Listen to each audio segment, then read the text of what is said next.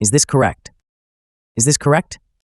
If you think the first one is but the second one is not, you probably expected 1 instead of -1. Then, chances are, you came from single variable calculus, did some related rate problems, and find the first one familiar. And so you were trying to deduce the result for the second one from there. If that's the case, you are reading math without putting things in the right context.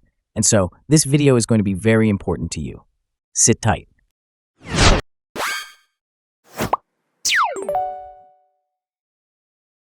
The first equation is legit if p depends on t via v, and v is a function of t.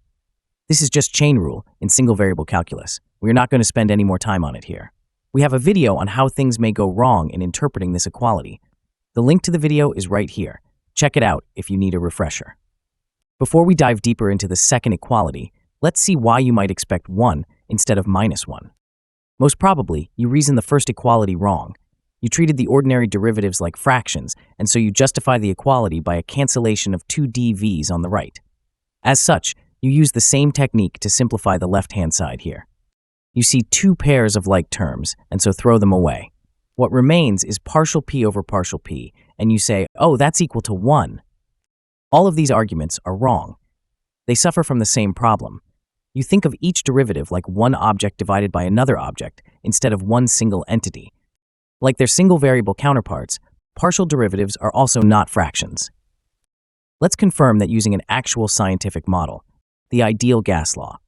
The law states that 3 of the thermodynamics quantities are related with each other through the equation PV equals nRT, where P is pressure, V is volume, and T is temperature.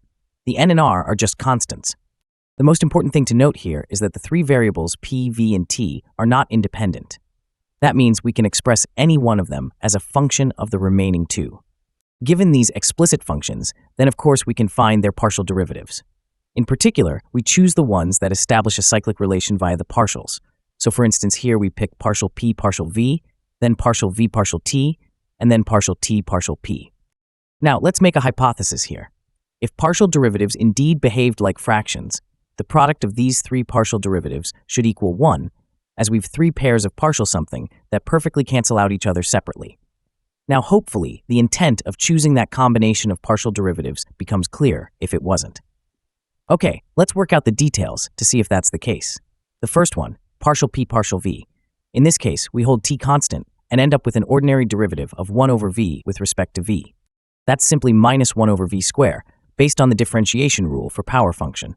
So we have minus nRT over v square for partial p partial v.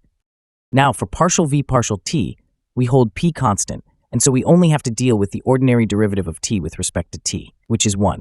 So partial v partial t is nr over p. Lastly, for partial t partial p, we hold v constant, ending up with the ordinary derivative of p with respect to p, which is again 1, and so partial t partial p is v over nr. Now let's compute the product of the 3 partial derivatives, and here is the expression, which we're going to simplify next. However, spoiler alert, the negative sign here pretty much immediately tells us that our hypothesis is wrong. Anyway, before simplifying terms, we notice that the top part of the first partial is simply PV, and so after this substitution, the expression is going to be easier to clean up. Now let's see. So obviously the pair of NR is gone. The pair of P is also gone.